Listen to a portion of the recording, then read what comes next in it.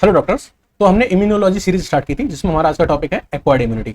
इस वीडियो को स्टार्ट करने से पहले डिस्क्लेमर ये रहेगा कि आप इस वीडियो को जब भी देखें फ्रेश मूड के साथ देखें, क्योंकि ये वीडियो जैसे जैसे आगे बढ़ता चला जाएगा ये बहुत जहरीला होता चला जाएगा।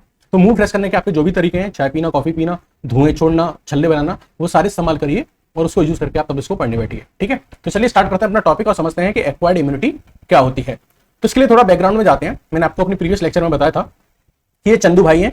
चंदू भाई की बॉडी में डेली बहुत सारे bacteria, virus, fungi, parasites per day enter करते हैं चंदू भाई की बॉडी में। लेकिन चंदू भाई डेली बीमार नहीं पड़ते क्योंकि चंदू भाई के पास एबिलिटी है इन माइक्रोब्स या पैथोजन से फाइट करने की, उन्हें किल करने की या फिर न्यूट्रलाइज करने की, जिससे वो बीमार पड़ने से बच जाते हैं। तो ये एबिलिटी जो है किसी भी ऑर्गेनिज्म की ability to fight with microbes, pathogen और foreign antigen, this ability is known as immunity.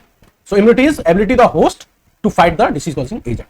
अब ये जो इनके पास एबिलिटी आई है ये दो तरीके से आई है। एक तो बाय बर्थ, ये इस एबिलिटी को लेके पैदा हुए थे। जब पैदा हुए थे तो लेके पैदा हुए थे। तो जब ये बाय बर्थ आई थी तो इसको हम बोलते हैं इन्नेट इम्यूनिटी। क्या बोलते हैं? Innate immunity. ठीक है, इन्नेट इम्यूनिटी जो कि कंजेनाइटल होती है, बाय बर्थ लेके पैदा हुए थे। लेकिन अगर चंदू भाई के अंदर ये जो कैपेसिटी है, एबिलिटी है, ये बाय एक्सपोजर विद एनवायरमेंट आई है। बाय एक्सपोजर विद एनवायरमेंट यानी पैदा होने के बाद जब वो इस एनवायरमेंट से एक्सपोज हुए थे तो उससे डेवलप हुई है, तो उस इम्यूनिटी को हम बोलते हैं एक्वायर्ड इम्यूनिटी या फिर एडेप्टिव इम्यूनिटी। तो बात समझ में आई आपको कुछ? एक्वायर्ड इम्यूनिटी क्या होती है? इसको हम एडेप्टिव इम्यूनिटी भी बोलते हैं क्योंकि ये वो इम्यूनिटी है जो लेके नहीं पैदा होता इंसान, ये डेवलप होती है। क्या होती है? डेवलप होती है जब ऑर्गेनिज्म एनवायरमेंट से एक्सपोज होता है। अब एनवायरमेंट से एक्सपोज होने का मतलब ये है बहुत सारी फॉरेन एंटीजन से, लाइक माइक्रोब्स से, लाइक पैथोजन से। ठीक है, तो एनवायरमेंट एक्सपोजर से इम्यूनिटी जो डेवलप हो रही है उसको हम क्या बोलते हैं? एक्वायर्ड इम्यूनिटी बोलते हैं। अब इसकी क्या खास बात है? इस एक्वायर्ड इम्यूनिटी की क्या खास बात है वो समझते हैं। तो ये स्पेसिफिक होती है। किसके लिए स्पेसिफिक होती है? माइक्रो ऑर्गेनिज्म के लिए। यानी कि अगर मान लीजिए कोई बैक्टीरिया एंटर कर रहा है तो इसके लिए इनका अलग रेस्पॉन्स होता है, कोई वायरस एंटर करता है तो अलग रेस्पॉन्स होता है, कोई फंजाई या कोई पैरासाइट अगर मान लीजिए एंटर करता है तो अलग रेस्पॉन्स होते हैं। यानी इनका जो रेस्पॉन्स होगा, इस इम्यूनिटी का जो रेस्पॉन्स होगा वो डिपेंड करेगा माइक्रो ऑर्गेनिज्म पे। अगर बैक्टीरिया में भी साल्मोनेला टाइफी अगर मान लीजिए एंटर कर रहा है तो अलग रेस्पॉन्स होगा, और माइकोबैक्टीरियम ट्यूबरक्लोसिस अगर मान लीजिए एंटर कर रहा है तो अलग रेस्पॉन्स होगा। यानी कि क्या रेस्पॉन्स होगा ये माइक्रो ऑर्गेनिज्म पे डिपेंड करता है। तो ये माइक्रो ऑर्गेनिज्म स्पेसिफिक होता है। दूसरा, इनके पास कैपेसिटी होती है रिकॉग्नाइजेशन करने की, पहचानने की, vast variety of micro organism.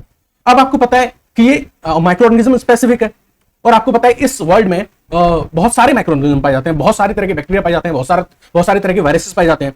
तो पर्टिकुलर बैक्टीरिया के लिए पर्टिकुलर रेस्पॉन्स, पर्टिकुलर वायरस के लिए पर्टिकुलर रेस्पॉन्स, ये कब जनरेट हो पाएगा? तभी ना जब वो पहचान पाएगा। तो इसके अंदर कैपेसिटी होती है रिकॉग्नाइजेशन की। ये vast variety of micro organism को पहचान सकता है और उसके अकॉर्डिंगली वो रेस्पॉन्स जनरेट करता है।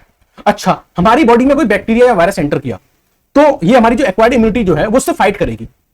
तो हमारी जो एक्वायर्ड इम्यूनिटी है ये पहचानती कैसे है कि ये हमारी से बॉडी की सेल है या जो फॉरेन एंटीजन एंटर किया है उसकी सेल है? तो इनके पास एक कैपेसिटी होती है डिस्क्रिमिनेशन कर पाने की। यानी जो एक्वायर्ड इम्यूनिटी है वो बहुत स्मार्ट है, वो पहचान लेती है between the self antigen and non self antigen. यानी कौन सी चीज हमारी बॉडी की है और कौन सी चीज बाहर से आई हुई है। तो जो बाहर से आई हुई है, फॉरेन एंटीजन है, ये उस पर ही एक्ट करेगा। हमारी बॉडी की जो एंटीजन है या हमारी बॉडी की जो मॉलिक्यूल्स हैं या हमारी बॉडी की जो सेल्स हैं उन पे अटैक नहीं करेगा। तो इसका मतलब ये हुआ कि इसके पास डिस्क्रिमिनेशन करने की कैपेसिटी है, सेल्फ और नॉन सेल्फ को देखने की, परखने की कैपेसिटी है। एक और जो इंपॉर्टेंट चीज होती है एक्वायर्ड इम्यूनिटी के पास वो है मेमोरी। कि मेमोरी क्रिएट कर लेता है, बहुत शार्प माइंडेड होता है। जैसे कि मान लीजिए कोई भी पैथोजन पहली बार अगर मान लीजिए बॉडी में एंटर करता है तो जैसे कोई पहली बार घर पे आता है, इनके पहली बार एंटर करता है बॉडी में, ये उसकी एक मेमोरी क्रिएट कर लेता है। तो बेसिकली क्या होता है कि कोई भी पैथोजन जब फर्स्ट टाइम एंट्री करता है, क्या करता है? फर्स्ट टाइम एंट्री करता है तो हमारा जो इम्यून सिस्टम है वो उसको पहचानता है। जब पहचानेगा, जान पहचान करेगा तो थोड़ा टाइम लेगा। यानी कि ये जो इस पैथोजन के खिलाफ जब उसने फर्स्ट टाइम एंट्री की है तो इसके खिलाफ जो रेस्पॉन्स रहेगा, पहला रेस्पॉन्स रहेगा, वो कैसे रहेगा? स्लो रहेगा। क्योंकि हमारा जो इम्यून सिस्टम है वो क्या कर रहा है? इसके साथ जान पहचान कर रहा है, इंट्रोडक्शन कर रहा है। तो पहला जो रिएक्शन होगा जब कोई माइक्रो ऑर्गेनिज्म पहली बार एंट्री करेगा तो उसके अगेंस्ट रेस्पॉन्स जो होगा वो स्लो रहेगा और लो इंटेंसिटी का रहेगा। कैसा रहेगा? लो इंटेंसिटी का रहेगा, क्योंकि अभी जान पहचान हुई है इसलिए। इस रेस्पॉन्स को हम बोलेंगे प्राइमरी इम्यून रेस्पॉन्स। क्या बोलेंगे? Primary immune response. अच्छा, अब लेकिन जब इसने पहली बार एंट्री की थी तो हमारा एक्वायर्ड इम्यूनिटी इतना स्मार्ट था कि उसने उसकी एक मेमोरी क्रिएट कर ली कि अच्छा ये बंदा ऐसा है। ठीक है, अब यही सेम पैथोजन जब सेकंड टाइम एंट्री करेगा तो हमारा इम्यून सिस्टम इतना स्मार्ट है कि पहचान लेगा। अब ये एंट्री चाहे 4 साल बाद करे, 10 साल बाद करे, कितने भी टाइम बाद करे, हमारा इम्यून सिस्टम जो था उसके पास इसकी पहले से बनाई हुई मेमोरी क्रिएटेड है। वो पहचान लेगा कि अच्छा ये इतने साल पहले आया था, वो तुरंत इसको क्विकली क्या कर लेगा, रिकॉग्नाइज कर लेगा। और जब क्विकली रिकॉग्नाइज कर लेगा तो उसको ये भी याद आ जाएगा कि जब वो पिछली बार आया था तो हमने क्या रेस्पॉन्स जनरेट करके इसको किल किया था, न्यूट्रलाइज किया था। अब ये रैपिड, अब सारी जानकारी तो है इसके बारे में पहले से ही कि इसको कैसे न्यूट्रलाइज करना है। तो इस बार जो रेस्पॉन्स जनरेट होगा वो रैपिड होगा और बहुत हाई इंटेंसिटी का होगा। इसको हम बोलेंगे सेकेंडरी इम्यून रेस्पॉन्स। क्या बोलेंगे? Secondary immune response. तो प्राइमरी इम्यून रेस्पॉन्स कैसा होता है? स्लो और लो इंटेंसिटी का होता है, लेकिन सेकेंडरी इम्यून रेस्पॉन्स जो होता है वो रैपिड होता है और हाई इंटेंसिटी का होता है। अब secondary immune response high intensity का क्यों है, क्विक क्यों है? क्योंकि ये एक एनामनेस्टिक रेस्पॉन्स है, क्योंकि ये एक एनामनेस्टिक रेस्पॉन्स। अभी एनामनेस्टिक रेस्पॉन्स क्या होता है? एनामनेस्टिक रेस्पॉन्स वो रेस्पॉन्स होता है जो बेस्ड होता है ऑन द प्रीवियस मेमोरी। तो ये quick and rapid and high intensity का इसलिए था क्योंकि ये प्रीवियस मेमोरी पे बेस्ड था, और कोई भी रेस्पॉन्स अगर प्रीवियस मेमोरी पे बेस्ड होता है तो उसको एनामनेस्टिक रेस्पॉन्स बोलते हैं। इतनी बात समझ में आ गई? इसी चीज को एक ग्राफ से समझते हैं, ठीक है। मान लीजिए कोई एंटीजन फर्स्ट टाइम एंट्री किया था, कोई भी एंटीजन फर्स्ट टाइम एंट्री किया था, तो उसके अगेंस्ट जो एंटीबॉडी बनी थी, उसके अगेंस्ट जो एंटीबॉडी बनी थी, उसके अगेंस्ट जो रेस्पॉन्स जनरेट हुआ है वो आप ये देखो स्लो इंटेंसिटी का है। कैसा है? स्लो इंटेंसिटी का है। लेकिन जब यही सेम एंटीजन दो सेकंड टाइम एंट्री करता है तो इसके खिलाफ जो रेस्पॉन्स होता है वो बहुत हाई इंटेंसिटी का रेस्पॉन्स होता है। तो बेसिकली ये सेकेंडरी इम्यून रेस्पॉन्स है जो हाई इंटेंसिटी का है। बात समझ में आ गई? अब ये किसी भी एंटीजन के खिलाफ जो हम देख रहे हैं, प्राइमरी रेस्पॉन्स जनरेट करना, रेस्पॉन्स जनरेट करना या सेकेंडरी इम्यून रेस्पॉन्स जनरेट करना, ये कर कौन रहा है? हमारे, ठीक है, हम कह रहे हैं एक्वायर्ड इम्यूनिटी कर रही है, एक्वायर्ड इम्यूनिटी कर रही है, बट एक्वायर्ड इम्यूनिटी में भी कौन कर रहा है? कौन है ऐसे करने वाला? तो बेसिकली जो ये प्राइमरी और सेकेंडरी इम्यून रेस्पॉन्स है ये कैरिड आउट किए जाते हैं by B lymphocytes and T lymphocytes. उसमें भी जो हम ये एंटीबॉडी बनाने की बात कर रहे हैं, ये एंटीबॉडी जो बनाई जाती है वो बी लिम्फोसाइट के द्वारा बनाई जाती है। टी लिम्फोसाइट्स एंटीबॉडी नहीं बनाती, बट हेल्प करती है बी लिम्फोसाइट की एंटीबॉडी बनाने में। तो बात समझ में आ गई? ये primary immune response, secondary immune response कौन जनरेट कर रहा है? लिम्फोसाइट जनरेट कर रही है। कौन कौन सी? बी लिम्फोसाइट्स और टी लिम्फोसाइट्स। इसमें भी जो एंटीबॉडी बनाने का काम करता है वो बी लिम्फोसाइट करता है। टी लिम्फोसाइट खुद एंटीबॉडी नहीं बनाता, बी लिम्फोसाइट को हेल्प करता है एंटीबॉडी बनाने। ठीक है, चलो अब हमको क्या करना है, इन बी लिम्फोसाइट्स और टी लिम्फोसाइट के बारे में बहुत डिटेल में बात करनी है, क्योंकि ये ही दोनों तो हमको क्या प्रोवाइड करा रही हैं? एक्वायर्ड इम्यूनिटी प्रोवाइड करा रहे हैं। क्या प्रोवाइड करा रहे हैं? एक्वायर्ड इम्यूनिटी प्रोवाइड करा रहे हैं। बेसिकली आगे चल के मैं आपको बताऊंगा कि एक्वायर्ड इम्यूनिटी दो तरीके की होती है। एक को बोलते हैं सीएमआई, सेल मीडिएटेड इम्यूनिटी, और एक को हम बोलते हैं एएमआई, एंटीबॉडी मीडिएटेड इम्यूनिटी, या इसको बोलते हैं ह्यूमरल इम्यूनिटी। क्या बोलते हैं? Humoral immunity. तो मैंने आपको बताया था कि एंटीबॉडी कौन बनाता है? B lymphocytes. तो ऑब्वियसली बात है कि एंटीबॉडी मीडिएटेड इम्यूनिटी कौन प्रोवाइड कराएगा? बी लिम्फोसाइट प्रोवाइड कराएंगी। और सेल मीडिएटेड इम्यूनिटी कौन प्रोवाइड कराएगा? टी लिम्फोसाइट कराएंगे। इसके बारे में आगे चल के बहुत डिटेल में बात करेंगे, अभी तो डिस्क्लेमर है ये। तो अब हम बी लिम्फोसाइट और टी लिम्फोसाइट के बारे में बेसिक से पढ़ना स्टार्ट करेंगे और डिटेल में जाके ये डिस्कस करेंगे कि कैसे ये सीएमआई और एएमआई प्रोवाइड कराते हैं। तो बिल्कुल बैकग्राउंड में जाते हैं। हम जानते हैं कि हमारी जो डब्ल्यूबीसी होती है वो दो तरह की होती है, one is granulocyte and other is a granulocyte. Granulocyte तीन तरह की होती है, एसिडोफिल, बेसोफिल और न्यूट्रोफिल। ए ग्रेनुलोसाइट दो तरह की होती है, मोनोसाइट और लिम्फोसाइट। लिम्फोसाइट अगेन तीन तरह की होती है, NK cell that is natural killer cell, जिनके बारे में आपने इननेट इम्यूनिटी में पढ़ा था, यानी वो इम्यूनिटी जिसको बच्चा या कोई भी इंडिविजुअल साथ लेके पैदा होता है। Other two types of lymphocytes are B lymphocytes and T lymphocytes. तो NK cells natural killer cells जो होती हैं वो इननेट इम्यूनिटी प्रोवाइड कराती हैं, जबकि बी लिम्फोसाइट्स और T lymphocyte acquired immunity provide कराती हैं। अभी जो हम पढ़ रहे हैं वो बी लिम्फोसाइट और टी लिम्फोसाइट को कंपैरिजन करके पढ़ रहे हैं, ठीक है। इसके बाद हम इस लेक्चर में टी लिम्फोसाइट को, टी सेल को बेसिकली डिटेल में समझेंगे और हम डिस्कस करेंगे कि कैसे ये सेल मीडिएटेड इम्यूनिटी प्रोवाइड कराती है इस लेक्चर में। नेक्स्ट लेक्चर में हम जो बी लिम्फोसाइट्स हैं उनको डिटेल में डिस्कस करेंगे और जानेंगे कि कैसे ये हमको एंटीबॉडी मीडिएटेड इम्यूनिटी प्रोवाइड कराते हैं। तो अभी हम इनकी कंपैरेटिव स्टडी करते हैं। तो कंपैरेटिव स्टडी में अगर मैं बात करूं आउट ऑफ टोटल लिम्फोसाइट में से टी लिम्फोसाइट कितनी होती हैं, तो टी लिम्फोसाइट जो होती हैं वो होती है 60 to 70% of the total lymphocyte. वहीं अगर हम बी लिम्फोसाइट की बात करें तो ये 20 to 30% होती हैं। जो रिमेनिंग पोर्शन होता है वो नेचुरल किलर सेल का होता है। टी सेल के फॉर्मेशन की बात करें तो टी सेल का जो फॉर्मेशन होता है वो बोन मैरो में होता है, लेकिन टी सेल्स का जो मैच्योरेशन होता है वो होता है थायमस में। वहीं अगर हम बी सेल की बात करें, बी लिम्फोसाइट की बात करें तो उनका फॉर्मेशन बोन मैरो में होगा और उनका मैच्योरेशन भी किसमें होगा? बोन मैरो में होगा। अब इन टी सेल्स और बी सेल्स का फॉर्मेशन हो गया, इनका मैच्योरेशन हो गया। मैच्योरेशन होके ये अब कहां जाके सेटल होंगी? जैसे कि मान लीजिए टी सेल्स हैं वो मैच्योर हो गई थाइमस में, तो अब उस थाइमस से निकल के ये बॉडी के किस पार्ट में जाके सेटल होंगी? या वहीं अगर हम बी सेल की बात करें तो बी सेल का फॉर्मेशन एंड मैच्योरेशन हो गया कहां? बोन मैरो में। अब ये बोन मैरो से निकल के कहां जाके बॉडी में सेटल होंगी? तो अब हम डिस्कस करेंगे इनकी सेटलिंग साइट, कहां पे जाके ये सेटल होंगी। तो ये बेसिकली तीन जगह जाके सेटल होते हैं mainly. One is lymph node, another is spleen and third is GIT that is gastrointestinal tract. Lymph node में भी कहां जाके सेटल होंगी? तो अगर हम बात करें टी लिम्फोसाइट के बारे में। किसके बारे में? टी लिम्फोसाइट के बारे में। ठीक है, तो टी लिम्फोसाइट जो होती हैं वो बेसिकली लिम्फ नोड के पैराकॉर्टेक्स वाले रीजन में जाके सेटल होती हैं। वहीं अगर हम बी लिम्फोसाइट की बात करें तो बी लिम्फोसाइट लिम्फ नोड के कॉर्टेक्स वाले रीजन में जाके सेटल होती हैं। इसके एक डायग्राम से समझिए। मान लीजिए आपका लिम्फ नोड है, लिम्फ नोड का जो सेंट्रल वाला पार्ट होता है इसको मेडुला बोलते हैं। इसमें बेसिकली मैक्रोफेजेस रहती हैं। मेडुला से बाहर वाला जो ये वाला पार्ट है इसको हम क्या बोलते हैं? कॉर्टेक्स बोलते हैं, सॉरी पैराकॉर्टेक्स बोलते हैं। क्या बोलते हैं? पैराकॉर्टेक्स बोलते हैं। और इसमें क्या रहती हैं? टी लिम्फोसाइट्स रहती हैं। और जो सबसे आउटर मोस्ट वाला पार्ट है इसको हम कॉर्टेक्स बोलते हैं। इसमें कौन रहता है? बी लिम्फोसाइट्स रहती हैं।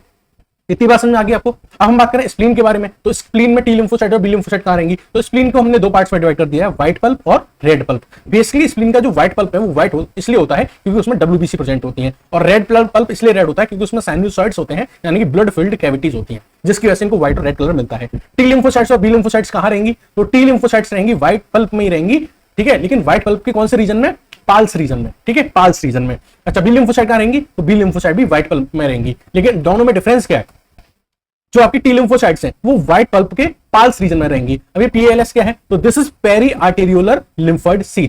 कहने का क्या मतलब है कि व्हाइट पल्प में जो आर्टरीज होंगी, व्हाइट पल्प में जो आर्टरीज होंगी, उन आर्टरीज की पेरीफेरी पे इस तरीके से ये टी लिम्फोसाइट जाके क्या हो जाती हैं? जमा हो जाती हैं।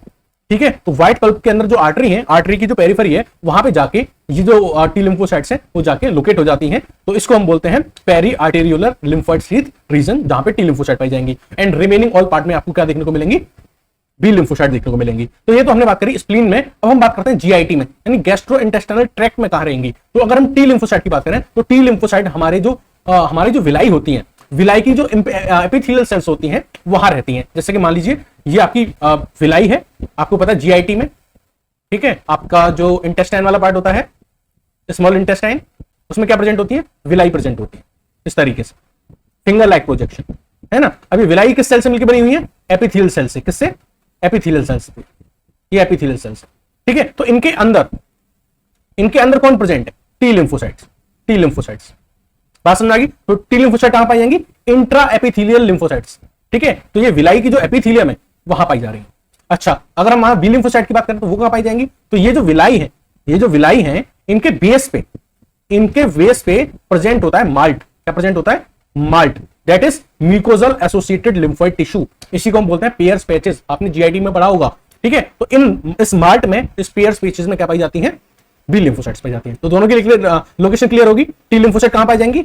टी लिम्फोसाइट पाई जाएंगी विलाई की जो एपिथेलियम है उसके अंदर, और बी लिम्फोसाइट कहां पाई जाएंगी? माल्ट्स में या फिर पेयर पैचेस में। अच्छा, ये तो बात करी हमने इन दोनों की सेटलिंग साइट की। अब हम इम्यूनिटी की बात करें तो जैसा कि मैंने आपको बताया था कि टी लिम्फोसाइट जो होती है वो क्या प्रोवाइड कराती हैं?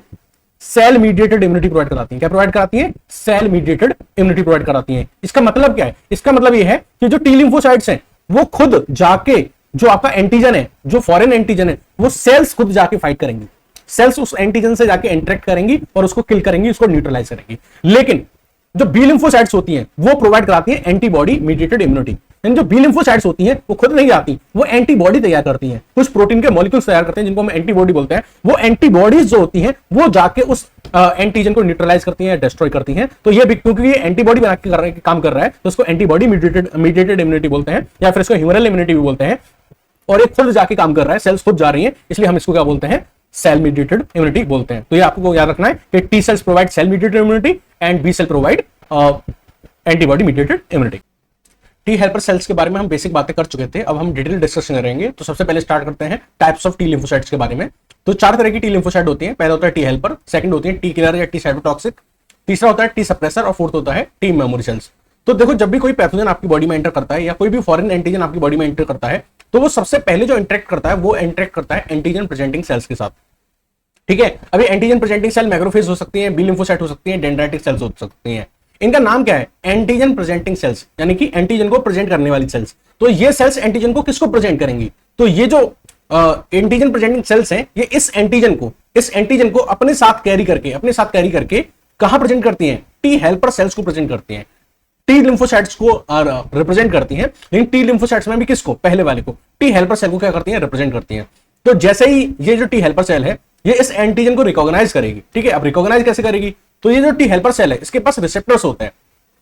बेसिकली रिसेप्टर का एक कॉम्प्लेक्स होता है, बट आप यहां ये समझिए कि रिसेप्टर्स होते हैं। इनको मैंने बोला है टी सेल रिसेप्टर। ये टी सेल रिसेप्टर क्या करते हैं? इस एंटीजन को रिकॉग्नाइज करेंगे, और जैसे रिकॉग्नाइज करेंगे तो अंदर एक सिग्नल ट्रांसडक्शन होगा और वो सिग्नल के थ्रू इंटरल्यूकिन 4 का रिलीज होगा। इंटरल्यूकिन 4 रिलीज होगा तो वो क्या करेगा, एक्टिवेट करेगा बी लिम्फोसाइट्स को, ताकि वो एंटीबॉडी का प्रोडक्शन कर सके। अब एंटीबॉडी का प्रोडक्शन क्यों किया जा रहा है, ताकि ये एंटीजन को किल किया जा सके। इतनी बात समझ में आ गई। ये टी हेल्पर सेल्स इंटरल्यूकिन 17 और इंटरल्यूकिन 22 भी रिलीज करती हैं। क्यों रिलीज करती हैं, ताकि जो हमारी अदर फेगोसाइट्स है, अगर WBC हैं, लाइक हमारी न्यूट्रोफिल्स हैं, मोनोसाइट्स हैं और हमारी टी किलर सेल्स हैं, उन सबको बुलाया जाता है। यानी न्यूट्रोफिल्स को बुलाया जाता है और मोनोसाइट्स को बुलाया जाता है, टी किलर सेल्स को बुलाया जाता है, किसके पास, इन एंटीजन के पास, इस एंटीजन के पास, ताकि इसको क्या किया जा सके, न्यूट्रलाइज किया जा सके। तो हमने देख लिया कि टी किलर सेल्स जो है वो इस एंटीजन के पास आ गई। तो नाम क्या है, टी किलर या फिर टी साइटोटॉक्सिक। नाम में ही किलर है तो क्या करेंगी, किल करेंगी। किसको किल करेंगी, इस एंटीजन को।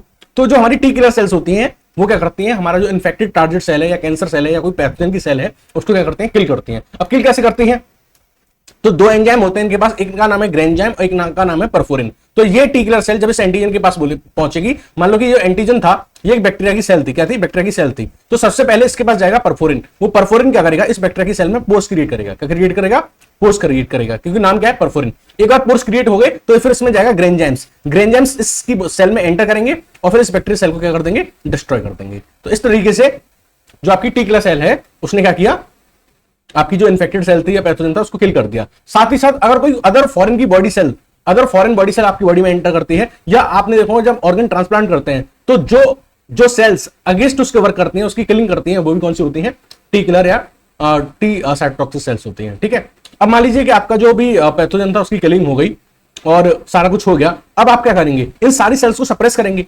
ठीक है, क्योंकि अगर एक एक्टिवेट रहा तो ये अपनी खुद की जो बॉडी की सेल्स हैं उनको भी दिक्कत कर सकता है। तो अगर हमारा जो हमारा पैथोजन था उसकी किलिंग हो चुकी है, अब एक्टिवेट होंगी T suppressor cell. T suppressor cell क्या करेंगी, इन किलर सेल्स को, हेल्पर सेल्स को और जो हमारी बी लिम्फोसाइट की प्लाज्मा सेल्स हैं जो एंटीबॉडी बना रही हैं, इन सबको क्या करेंगी, सप्रेस करेंगी। ये फंक्शन ओवर हो चुका है, अब और भी ज्यादा एक्टिव होने की जरूरत नहीं है। साथ ही साथ ये सप्रेसर सेल इस बात का भी ध्यान रखती है कि जो हमारी जो सेल्स हैं, like T helper, T killer या फिर हमारी बी लिम्फोसाइट से जो एंटीबॉडी प्रोड्यूस हो रही है, ये हमारी बॉडी के खुद के जो एंटीजन होते हैं, जो सेल्फ एंटीजन होते हैं, उनके खिलाफ कोई भी एक्शन ना ले। इसका भी ध्यान कौन रखेगा, टी सप्रेसर सेल रखेंगी। तो हमने तीनों के बारे में बात कर लिया, हमने टी हेल्पर सेल के बारे में बात कर लिया। ठीक है, हमने टी किलर, टी साइटोटॉक्सिक और टी सप्रेसर के बारे में बात कर लिया। Now next about the T memory. जो टी मेमोरी सेल्स हैं बेसिकली इनका काम किलिंग करने का नहीं होता, तो बेसिकली ये पैथोजन को किल नहीं करती और ना ही कोई एंटीबॉडी बनाती हैं। ये क्या करती हैं, जब भी कोई पैथोजन हमारी बॉडी में एंटर करता है तो उसकी एक मेमोरी क्रिएट करके रख लेती हैं। क्या कर लेती हैं, एक मेमोरी क्रिएट करके रख लेती हैं और ये मेमोरी बहुत लंबे टाइम तक उनके अंदर स्टोर रहती है। जब भी वही सेम पैथोजन दोबारा बॉडी में एंटर करेगा तो यही टी मेमोरी सेल्स जो होंगी वो टी किलर या टी साइटोटॉक्सिक में कन्वर्ट हो जाएंगी और इनको पता है, प्रीवियस मेमोरी है इनके पास, ये प्रीवियसली ऐसे इसको कैसे किल किया था। ठीक है, तो उसकी हेल्प से, उस मेमोरी की हेल्प से ये जो T memory cell T killer cell में कन्वर्ट हो गई हैं, ये क्या करेंगी, उस एंटीजन को जो दोबारा आया है, सेकंड टाइम आया है, चाहे वो कितने साल बाद आया हो, उसको क्या कर देंगी, किल कर देंगे। इतनी बात समझ में आ गई। तो आप यहां क्या देख रहे हैं कि जो आपकी जो टी सेल्स हैं, जो आपकी टी सेल्स हैं, वो खुद जा रही हैं किसके पास, टी में भी कौन सी टी किलर सेल्स जो है वो खुद जा रही हैं किसके पास, एंटीजन के पास, है ना, और परफोरिन और ग्रेंजाइम रिलीज करके उसकी किलिंग कर रही हैं। तो यहां सेल्स खुद जा रही हैं। जो टी लिम्फोसाइट जो हमको इम्यूनिटी प्रोवाइड कर देती है वो है सेल्यूलर इम्यूनिटी या फिर सेल मीडिएटेड इम्यूनिटी, क्योंकि टी लिम्फोसाइट्स में जो टी किलर सेल्स हैं वो खुद जा रही हैं एंटीजन के पास और परफोरिन और ग्रेंजाइम की हेल्प से उसकी किलिंग कर रही हैं। एंटीजन प्रेजेंटिंग सेल और एमएससी के बारे में भी थोड़ा डिटेल में डिस्कस कर लेते हैं। तो मैंने प्रीवियसली आपको इसके बारे में क्या बताया है कि जो हमारा एंटीजन, फॉरेन एंटीजन हमारी बॉडी में एंटर करता है, उसको कौन रिसीव करता है, एंटीजन प्रेजेंटिंग सेल रिसीव कर सकती हैं, जो मैक्रोफेज हो सकती हैं, बीटा सेल हो सकती हैं, सॉरी बी लिम्फोसाइट हो सकती हैं और डेंड्राइटिक सेल हो सकती हैं। अब एंटीजन प्रेजेंटिंग सेल के पास ऐसा क्या होता है कि वो इस एंटीजन को रिसीव कर लेती है। तो एंटीजन प्रेजेंटिंग जो सेल होती है उसके सरफेस पे एक ग्रुप ऑफ प्रोटीन प्रेजेंट होती है। उन ग्रुप ऑफ प्रोटीन को हम क्या बोलते हैं, एमएससी बोलते हैं। ठीक है, ये एमएससी जो होती है यही हमारे फॉरेन एंटीजन को क्या करती हैं, रिसीव करती हैं। तो आपको समझ में आया कि एंटीजन प्रेजेंटिंग सेल और एमएससी, एमएससी क्या है, वो ग्रुप ऑफ प्रोटीन्स हैं जो एपीसी के सरफेस पर प्रेजेंट होंगी और वो एंटीजन को क्या करेंगी, रिसीव करेंगी। एंटीजन प्रेजेंटिंग सेल्स के बारे में बता दिया, 3 तरह की हो सकती हैं। इसमें जो डेंड्राइटिक सेल्स हैं उनके बारे में और समझते हैं। जो डेंड्राइटिक सेल्स हैं बेसिकली इनको हम इंटरडिजिटेटिंग डेंड्राइटिक सेल भी बोलते हैं। ये कहां का पाई जा सकती हैं, it may found under epithelium, it may found under the interstitium of all tissue, यानी सारे टिश्यूज में जो इंटरस्टिशियल फ्लूइड होता है वहां पाई जा सकती हैं। और जहां भी कॉमन साइट होती है पैथोजन के एंट्री की वहां पाई जा सकती हैं। क्यों हम वहां क्यों पाई जा रही है, क्योंकि यही तो एंटीजन को अपने साथ कैरी करके ले जाएंगी और किसके पास ले जाएंगी, टी सेल के पास। ठीक है, टी हेल्पर सेल के पास। ठीक है, उससे ऊपर का मैकेनिज्म हमने आपको बता दिया ना कि टी हेल्पर सेल के पास जाएंगी तो क्या होगा यहाँ पे। चलिए, तो ये तो हमने बात करी एंटीजन प्रेजेंटिंग सेल और एमएससी के बारे में। अब हम बात करेंगे टी सेल के रिसेप्टर के बारे में। मैंने जब आपको यहां पढ़ाया था ऊपर, तो मैंने आपको बताया था कि जो टी हेल्पर सेल है उसके पास ये एंटीजन प्रेजेंटिंग सेल इस एंटीजन को लेके आती है। तो ये टी हेल्पर सेल्स उस एंटीजन को कैसे पहचानती है, क्योंकि इसके पास कुछ रिसेप्टर्स होते हैं। इन रिसेप्टर के बारे में बात करते हैं। तो ये जो रिसेप्टर्स होते हैं बेसिकली टी सेल के पास, इन रिसेप्टर को हम बोलते हैं टीसीआर, टी सेल रिसेप्टर। इनका काम क्या होता है, जो एंटीजन को लेके आई है, एंटीजन प्रेजेंटिंग सेल, उसको पहचानना। ठीक है, अब ये जो टीसीआर रिसेप्टर्स होते हैं ये बेसिकली 95% केसेस में तो दो सब यूनिट से मिलकर बने होते हैं, 80 अल्फा और बीटा सब यूनिट। ठीक है, लेकिन 5% केसेस में ऐसा देखने को मिला है कि ये गामा और डेल्टा दो सब यूनिट से मिलकर बनते हैं। जहां ये गामा और डेल्टा से मिलकर बने होते हैं ये यूजुअली पाए जाते हैं in the GIT and genitourinary tract के अंदर। बेसिकली इनमें और इनमें डिफरेंस क्या है, यहां आप देख रहे हैं कि ये वाली जो टी सेल है जिसके अंदर अल्फा और बीटा सब यूनिट्स हैं, मोस्टली यही होती हैं। लेकिन ये क्या करती हैं, ये एंटीजन को कैसे पहचानती हैं, ये एंटीजन को तभी पहचानती हैं जब कोई एंटीजन प्रेजेंटिंग सेल इनके पास इस एंटीजन को लेके आए, यानी कि ये एंटीजन प्रेजेंटिंग सेल पे बेस्ड होती हैं पहचानने के लिए। यानी कि ये वाला जो केस है 95% जो मोस्ट कॉमन केस है, इसमें एंटीजन को पहचानने के लिए जो हमारी टी सेल्स हैं ये किस पे डिपेंड होती हैं, एपीसी, एंटीजन प्रेजेंटिंग सेल पे डिपेंडेंट होती हैं। बट जिनके अंदर ये 5% पाया जाता है, रेयर वाला जो केस है, जिनके अंदर गामा और डेल्टा सब यूनिट पाई जा रही है, किसकी, रिसेप्टर्स की, उनके अंदर ये टेंडेंसी होती है कि एंटीजन को पहचानने के लिए उनको इस एपीसी पे डिपेंड नहीं रहना। जहां भी एंटीजन होगा वो वहां जाके खुद ही उसको क्या कर सकती है, पिकअप कर सकती है, प्रोसेस कर सकती है और न्यूट्रलाइज कर सकती है। ठीक है, टी सेल हमने बहुत तरह की डिस्कस करी आपके साथ कि टी हेल्पर होती है, टी किलर होती है। तो हम पहचानेंगे कैसे, क्योंकि अब तक आप लिम्फोसाइट कई तरह की पढ़ चुके हो। आप लिम्फोसाइट 3 तरह की पढ़ चुके हो। आप एन के सेल्स पढ़ा, आपने बी लिम्फोसाइट पढ़ा, आपने टी लिम्फोसाइट पढ़ा, फिर आपने टी लिम्फोसाइट में भी इसके टाइप पढ़े, like T helper, like T killer, like T cytotoxic. तो हम पहचानेंगे कैसे इन टी लिम्फोसाइट्स को, पहचानेंगे कैसे ये बी लिम्फोसाइट और एन के सेल से डिफर है। तो बेसिकली इन टी सेल को, टी लिम्फोसाइट्स को आप पहचानेंगे सीडी मार्कर की हेल्प से। किसकी हेल्प से, सीडी मार्कर की हेल्प से। अब ये सीडी मार्कर क्या है, सीडी को बोलते हैं क्लस्टर ऑफ डिफरेंशिएशन। ये बेसिकली प्रोटीन मॉलिक्यूल्स होते हैं। ये क्या होते हैं, प्रोटीन मॉलिक्यूल्स होते हैं। तो ये मान लीजिए अगर आपकी टी लिम्फोसाइट्स है तो इसके सरफेस पे कुछ ऐसे प्रोटीन मॉलिक्यूल्स होंगे जो हमको इस टी सेल को आइडेंटिफाई करने में हेल्प करेंगे। तो एक जो हमारा टी सेल का सीडी मार्कर है वो है CD3। अब जो CD3 जो मार्कर है ये बेसिकली इसको बोलते हैं pan T cell marker. Pan T cell marker का मतलब होता है कि ये जितनी भी दुनिया की टी सेल्स हैं सबके अंदर CD3 तो पाया ही जाएगा।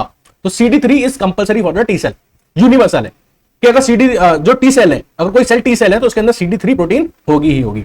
ठीक है, तो एक तो ये CD3 जो है वो पेन टी सेल मार्कर है किसका, टी लिम्फोसाइट का। साथ ही साथ ये जो CD3 प्रोटीन मॉलिक्यूल है ये क्या करता है, सिग्नल जनरेशन में भी हेल्प करता है, सिग्नल के ट्रांसडक्शन में भी हेल्प करता है। यानी यहां से कोई मैसेज आया तो ये CD3 इसको अंदर भी ट्रांसडक्शन करने में हेल्प करेगा। तो ये तो हमने पेन टी सेल मार्कर के बारे में बात करी, दैट इज CD3। लेकिन इस CD3 के अलावा भी कुछ अदर CD मार्कर्स होते हैं टी सेल के पास, like 1 to 8, 28 and 40L। 1 to 8 में ये आपको देख रहा है 1 to 8।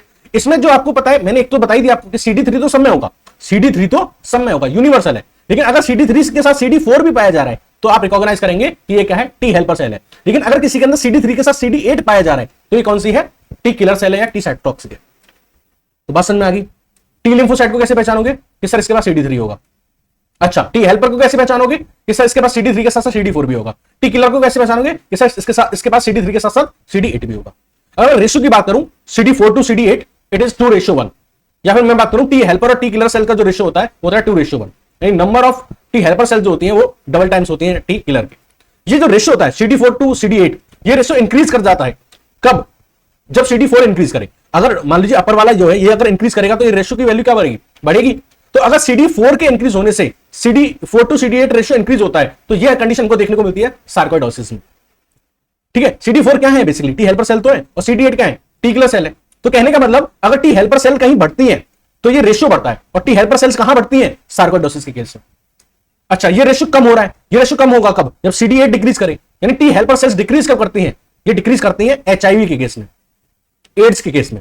और आपको पता है कि हेल्पर सेल जो होती हैं इनके कम होने की वजह से उस पर्सन का पूरा इम्यून सिस्टम ही क्या हो जाता है, वीक हो जाता है, वो बहुत ज्यादा प्रोन हो जाता है सेकेंडरी इन्फेक्शन के लिए। इसलिए सबसे ज्यादा जो इंपोर्टेंट मानी जाती है वो टी हेल्पर सेल्स मानी जाती हैं। इसलिए टी हेल्पर सेल्स को हम क्या बोलते हैं, master regulator of the immune system. Very important. लोगों को लगता है टी किलर, नहीं, T helper sales is the master of regulator of immune system. जो आपका एड्स होता है, HIV होता है, उसमें क्या होता है, ये टी हेल्पर सेल्स का काउंट क्या हो जाता है, डिक्रीज हो जाता है। तो ये हमने बात करी रिसेप्टर के बारे में। अब हम डिस्कस करेंगे कि ये टी सेल्स जो होती है वो एक्टिवेट कैसे होती है जब कोई पैथोजन इनके पास आता है।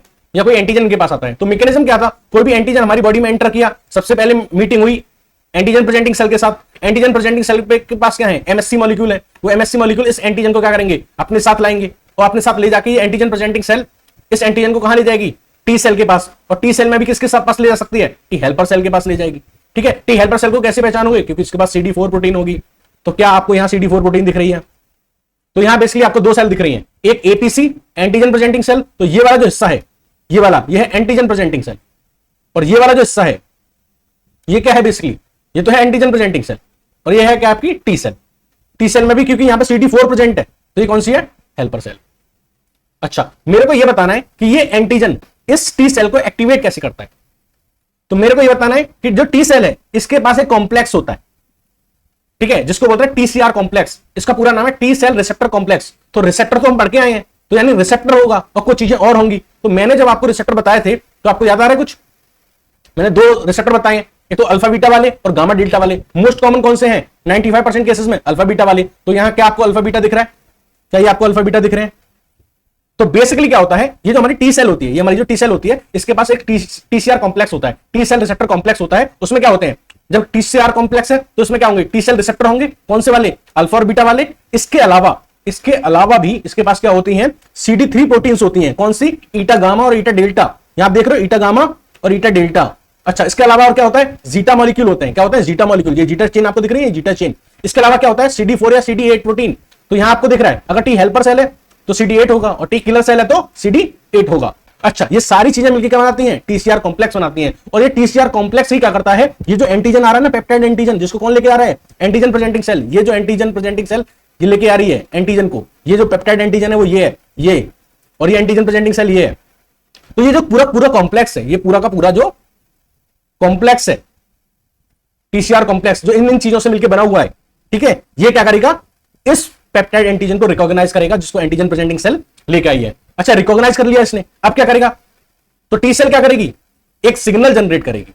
TCR कॉम्प्लेक्स के हेल्प से उस एंटीजन को रिकॉग्नाइज किया जाएगा, और रिकॉग्नाइज करके क्या किया जाएगा, एक सिग्नल जनरेट किया जाएगा। क्या किया जाएगा, सिग्नल जनरेट किया जाएगा। अब सिग्नल किस बात का जनरेट होगा, तो आपको पता है CD4 सेल थी, CD4 मॉलिक्यूल था वहां पे, CD4 सेल थी, यानी ये टी हेल्पर सेल थी। और टी हेल्पर सेल क्या सिग्नल जनरेट करेगी, T helper cell signal generate करेगी कि एक्टिवेट करो बी सेल को, बी लिम्फोसाइट को, और एंटीबॉडीज का प्रोडक्शन करो। साथ ही साथ अदर सारी फेगोसाइट्स को बुलाओ, कहां बुलाओ, जहां एंटीजन है वहां बुलाओ, और इस एंटीजन को डिस्ट्रॉय करवाओ।